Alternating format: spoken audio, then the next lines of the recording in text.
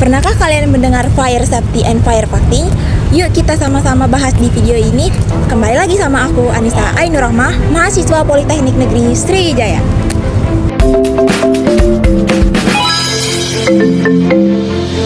Sebelum kita masuk lebih jauh, mari kita pahami dulu apa itu api. Api adalah perpaduan antara bahan bakar, panas, dan oksigen. Jika ketiganya bertemu dalam kondisi yang tepat, muncullah nyala yang kita kenal sebagai api.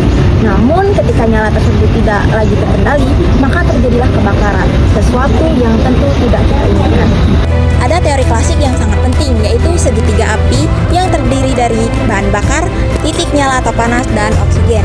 Mirip dengan tripod kamera, kalau satu kakinya hilang, tripod akan jatuh. Begitu pula dengan api, hilangkan satu unsurnya, maka api akan padam. Tahukah kalian bahwa kebakaran itu punya kelas-kelas tersendiri? Setiap kelas memiliki karakteristik dan cara pemadaman yang berbeda. Kelas A, kebakaran benda padat seperti kayu dan kertas. Kelas B, kebakaran benda cair dan gas yang mudah terbakar. Kelas C, kebakaran listrik bertegangan. Kelas D, kebakaran logam khusus. Dan kelas E adalah kebakaran pada minyak-minyak sayur bekas. Setiap apar tidak sama isinya, ada yang berisi air, foam, powder, gas CO2, hingga halon. Masing-masing media memiliki keunggulan dan peruntukannya sendiri. Yang pertama, apar media air. Apar media air adalah jenis yang paling sederhana, berisi air tawar dan didorong dengan tekanan nitrogen.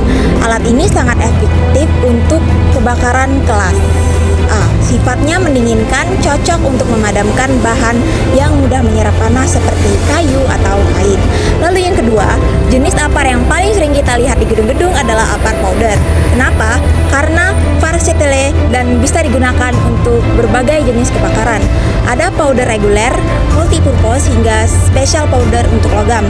Cara kerjanya pun unik. Powder yang menutup permukaan api dan memutus suplai oksigen, ibarat selimut yang memaksa api tertidur. Lalu yang ketiga ada apar CO2. Apar CO2 sangat disukai untuk area listrik. Tanpa meninggalkan noda atau residu, CO2 langsung menyelimuti api dan menurunkan kadar oksigen. Selain itu, apar ini tidak menghantarkan listrik sehingga aman digunakan di ruang server atau panel listrik. Lalu yang keempat, apar foam atau busa. Untuk kebakaran cairan seperti bensin atau oli, apar foam adalah pilihan yang tepat. Busa yang dihasilkan bekerja seperti lapisan pelindung yang menutup bahan bakar sekaligus mendinginkan permukaannya. Dua efek sekaligus benar-benar efektif. Lalu yang terakhir yaitu apar gas halon. Dulu, halon adalah primadona, tidak meninggalkan residu dan sangat ampuh. Namun, karena dampaknya yang merusak lapisan ozon, halon kini sudah dilarang sejak tahun 1997. Ini pengingat penting bahwa keselamatan lingkungan tidak kalah penting dari keselamatan peralatan kita. Pemasangan dan penempatan apar. Apar harus pada posisi yang mudah dilihat, dicapai atau diambil dan dilengkapi dengan tanda pemasangan. Yang kedua, sesuai dengan jenis dan kelas kebakaran benda yang dilindungi. Yang ketiga, harus menggantung pada dinding atau dalam lemari kaca.